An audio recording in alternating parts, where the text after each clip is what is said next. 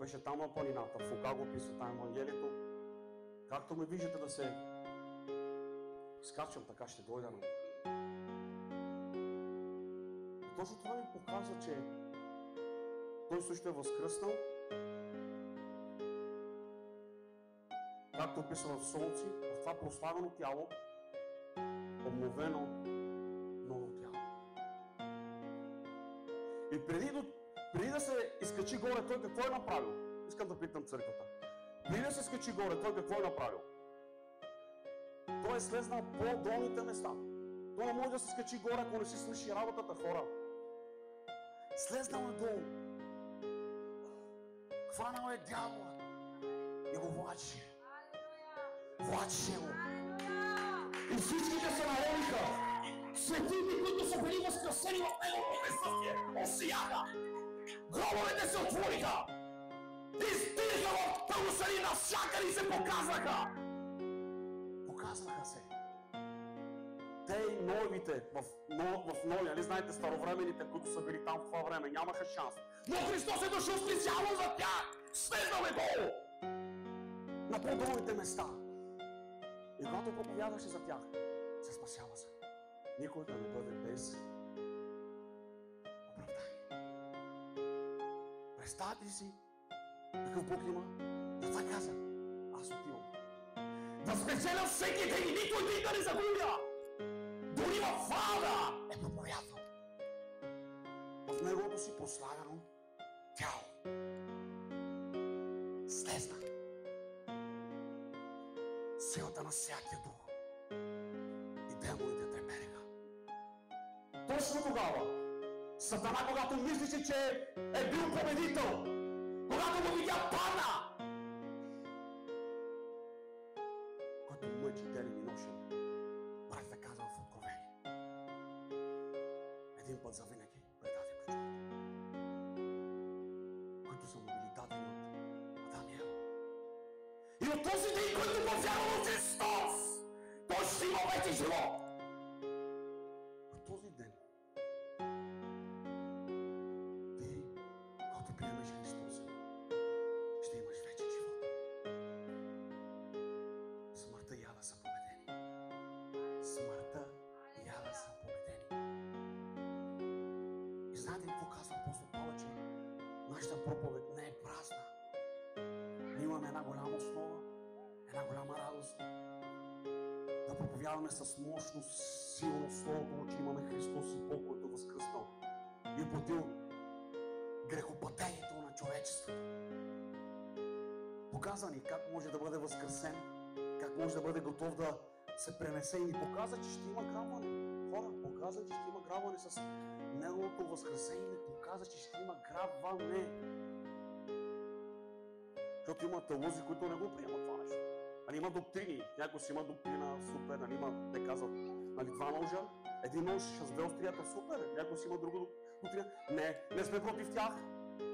Някой казва, че ще има грабване, някой не, някой казва, че ще бъдем в голямата скръб. Има доктрина, която казва, че, нали, аз вярвам, че няма да бъдем в голямата скръб. И точно това е днес, че ние вярваме в Христос, в Неговата възкресенска сила. И колко е важно да вярваме, защото в Матей 27:50 казва така. Има едно нещо, което искам преди това да ви кажа. Че наистина ние трябва да бъдем готови. Както Сашка каза, че той е дошъл, но отиде да подготви място. Слушайте внимателно, отиде да подготви място. Където той да бъдем и ние. И когато дойде да ни намери с помазание, ти готов ли си днес? И ние трябва да бъдем готови. И затова казва Словото, ако дойде, ще намерим вяра. Ако дойде, ще намерим вяра. В тези тежки времена хората ще отпаднат, ще се чудят какви далавери, какви измислени, какви неща да не направят. Дори някои се правят жени, за да преуспяват. Дори някои се правят всякакви клонни играчи. Но това е само загуба на време. Бог ни дал задача да отидем и да благовестваме Богата вест. И който повярва, да бъде бъде спасен. И вижте, знаете ли какво е направил Христос, когато е възкръснал? Той направи много неща. Има много факти, които доказват Неговото възкресение. Повече от 500 души. Първите 49, после всичките ученици. Всичко показва, че Той е възкръснал. Дори ние знаем, че садокеите, фарисеите искаха да откупят и дадоха им пари да кажат, че е откраднал тялото на Христос, че Той не е възкръснал. Но Бог, който каза, когато се явяваше 40 дни на края на апостол Павел, като един израз каза, показа се на всички тези 500, показа се, за да може да докаже. Дори на Тома неверни, който не вярваше, каза, да видиш да брато, да видиш да църква. Ела пикни. Но вижте какво е направил. Има много неща, които допринесеха чрез Неговото слово. Много неща допринесе. Много неща. Ние няма да може да проповядваме другата неделя, по-другата, няма как. Но обаче най-добрите неща, които Бог ми даде, нали, да открия, да ви ги кажа, това е едно от най-добрите неща и това е завесата на храма. Се раздра и отвори вече да имаме достъп до Него. Едно от най-важните неща, които е направил чрез кръвта си Христос, да бъдем достъпни, да бъде в нас. И света светих да не се намери там някъде в храма и в някое голямо място, както тази жена отиваше там на там място на планината. Не! За да го срещне там. Не! Той е в нашите сърца. Представете ли си? Той е в нашите сърца. И Неговото присъствие днес е отворено за теб да отидеш и да му кажеш: Боже мой, ето ме, такъв какъвто сам, предам сърцето си. И Той да те чуе. Той да те чуе. Каква привилегия е направил Христос за нас. Защото в Матей 27:50 казва така: Исус като извика, пак със силен глас, изтъхна. И ето, завесата на храма се раздра на две, отгоре до долу, и земята се разтресе. Скалите се разпълнаха, гробовете се разтвориха и много тела на починалите свети бяха възкресени.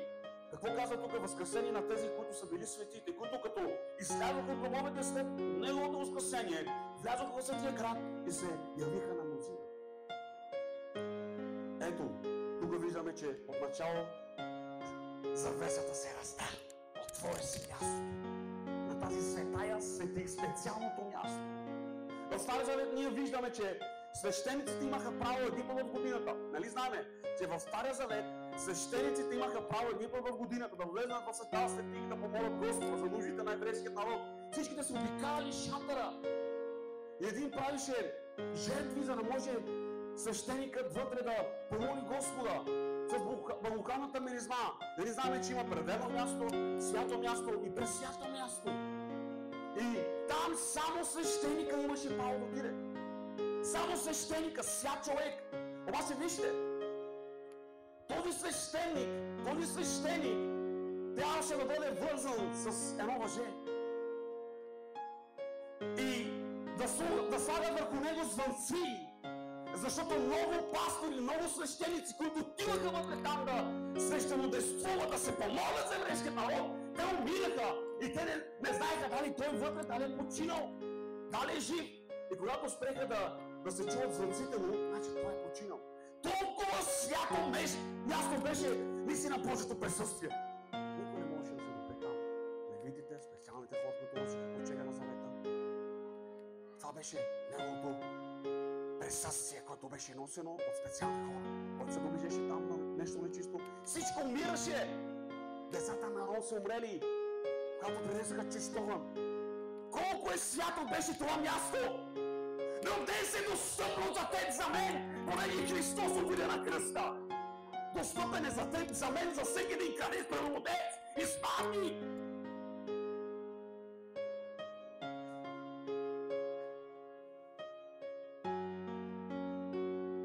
В Евреи 10:19 казва така.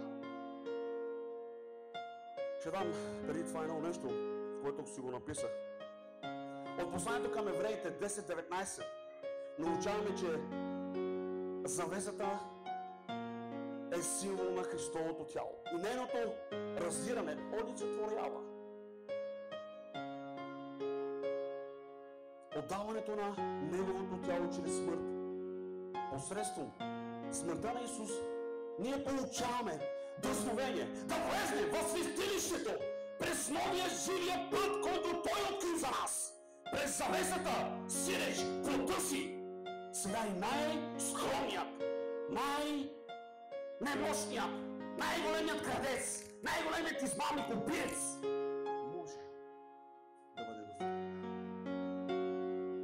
Да каже Господи.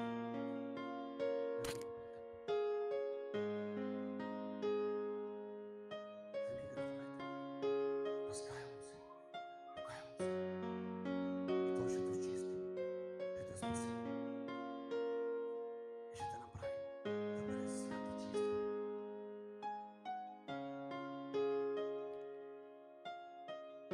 Исус даваше пример. В Йоан 2:19 казва, Исус дава също пример с храма. В отговор Исус си казва: разрушете този храм и само за 3 дни аз ще го възкреся. Говориш за себе си. Разрушете този храм. Ние 43 години сме го строили. Да ти ли само за 3 дена ще го съградиш пак? Да той е Бог. Ако иска, може много неща да направи. Той имаше милиони ангели, когато беше хванат от разбойниците. Ако искаш, само ще се да направи така и всичко да свърши. Трябваше да се в градината в Гецимани. Но той остави да се изпълни. И точно това виждаме днес, че той говореше за себе си, за храма. Че чрез него ние получаваме всички тези бенефити и благословения в нашия живот. И ние трябва да бъдем благодарни всеки ден за неговото възкресение, за неговата смърт, за пролатата кръв, която даде на кръста. И виждате ли колко е важно днес, както почнах от начало, да вярваме, защото това е един от основните неща. В Ефесяни 1:19 казва така: какво е превъзходно величие неговата мощ към нас? Може да кажем, каква е превъзходно неговото, какво е превъзходно неговото величие на неговата мощ към нас, вярващите. Към нас, вярващите. Ето това е. Каква превъзходна мощ има към нас, вярващите? Действието на мощта на неговата сила. Състояние той подейства в Христос. Чуйте, състояние той подейства с Христос в нас, като го възгласи от мъртвите и го служи да седне от ясна страна на небесата, далеч над всяко началство власт, сила, покори всичко под краката му и го постави да бъде глава над всичко за църквата. Над всичко. Над всички началства, над всички власти. И когато ти вярваш, тогава идва силата възкресенската в твоя живот, в църквата. Чухте ли го от начало? И каква е превъзходна неговата сила и мощ, която се проявява чрез Христос в нас? Неговата възкресенска сила се проявява в църквата днес. Това е мощта, която ние имаме. Йоан 11:25 казва: Исус рече: аз съм възкресението и живота, който вярва в мен и добре ще живее. Но вижте, за това казва Римляни 10:9, който повярва със сърце, изповяда с уста, че Христос е Господ и вярва, че Той е възкръснал от мъртвите и седи отдясно отца, той се спасява. Когато ти вярва, че Христос е възкръснал от мъртвите, ти се спасяваш автоматически. Днес имаш привилегията, завесата е казана. И днес ти имаш тази възможност с дома ти, с децата ти. Ако си мъж, е много важно. От теб тече благословението в дома ти. От теб тече благословението за децата ти. Амин. За да имаме възкресенската сила, ние трябва наистина да умрем за себе си, както каза Сечка, да вземем кръста си и да го следваме истински. Да умрем за нашите мечти, за нашите желания и да го следваме. Зато каза който иска да ме следва, вземе кръста си да ме следва. И точно тогава възкресенската сила е дошла в Христос. Той ни го показва с кръста. Той взе кръста си. Той взе отиде и умре за нас. И точно тогава се активира в него възкресенската сила. И когато ние вземаме кръста си, точно тогава, когато ние умрем за всичко това, което искаме и желаеме, тогава легално имаме силата възкресенска в нас. Искаш възкресение, трябва да умреш. Трудно е. Трябва да умреш. Христос го е направил. Да умре за този свят.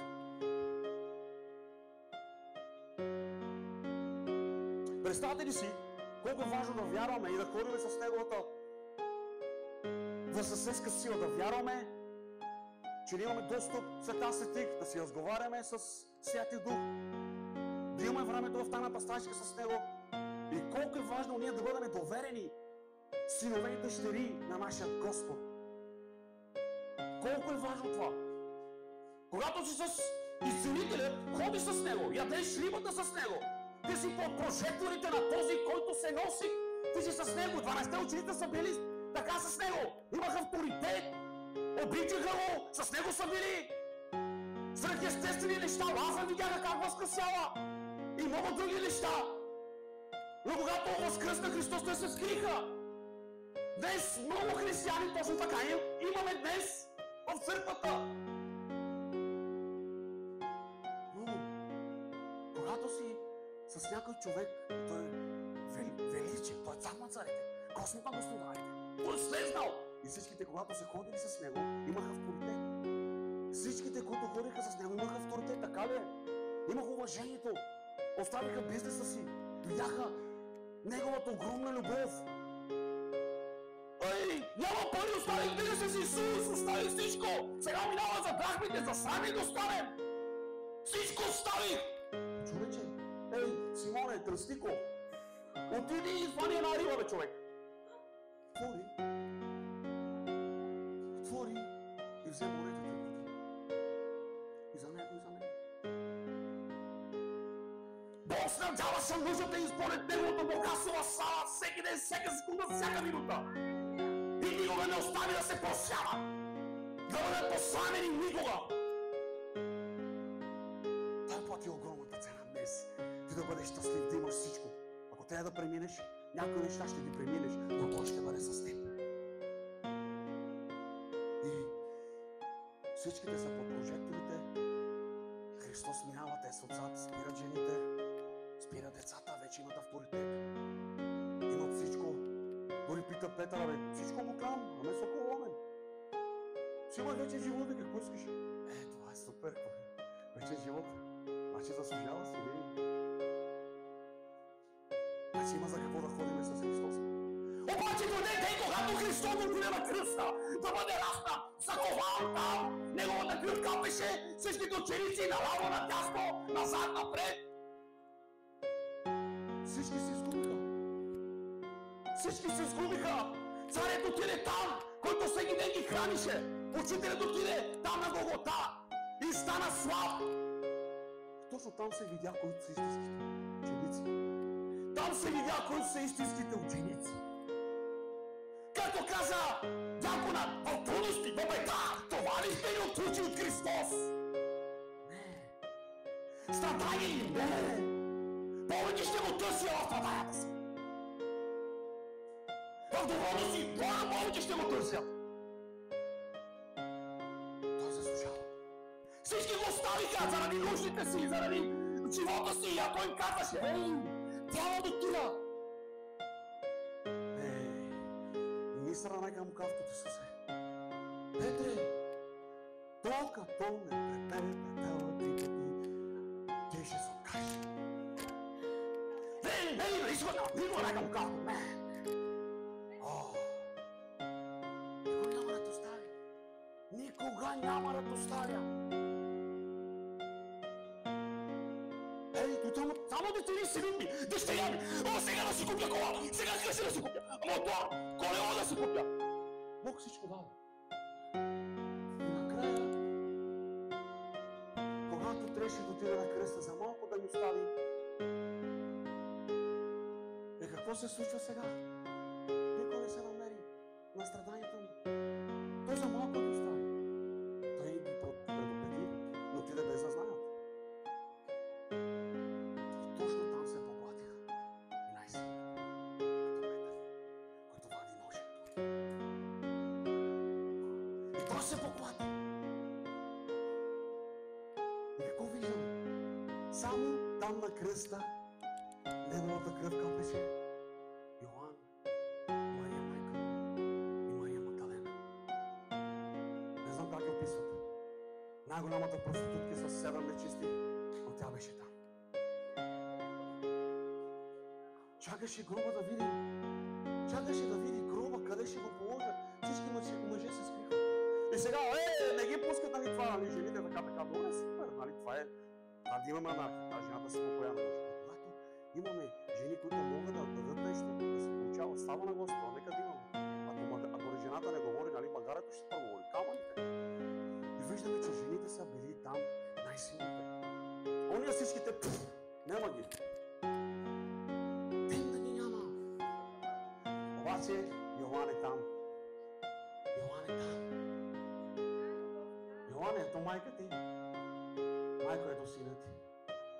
Ти не си изгубила нищо. Ти имаш още един син до себе си, който лъжеше на Бога.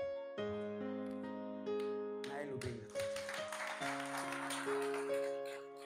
И защо беше най-любимият от Филип?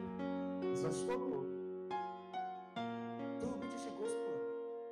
Не, че Бог обичаше него. Йоан обичаше много Господа. Йоан обичаше много Господа. И нищо не му попречи да каже, аз съм в него! Убийте ме още! Но той се затая. Майката никога няма да остави себе си. И Бог е дошъл за най-ганите, за най-големите прелюбодейци. Това беше Мария Магдалина. Вау! Която му изми и го подготви за погребение с помазание. И за нея се говори до денешни. Как каза Словото. Винаги ще има казва, бе ми нуждаеше се, но аз се намирам за малко с вас, защото те отида при лица. Тя го направи.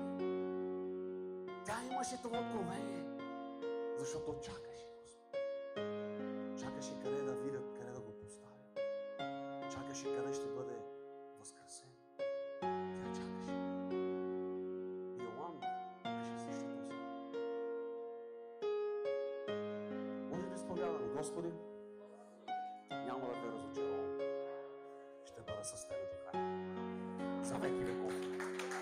За винаги. Алелуя. Слушайте,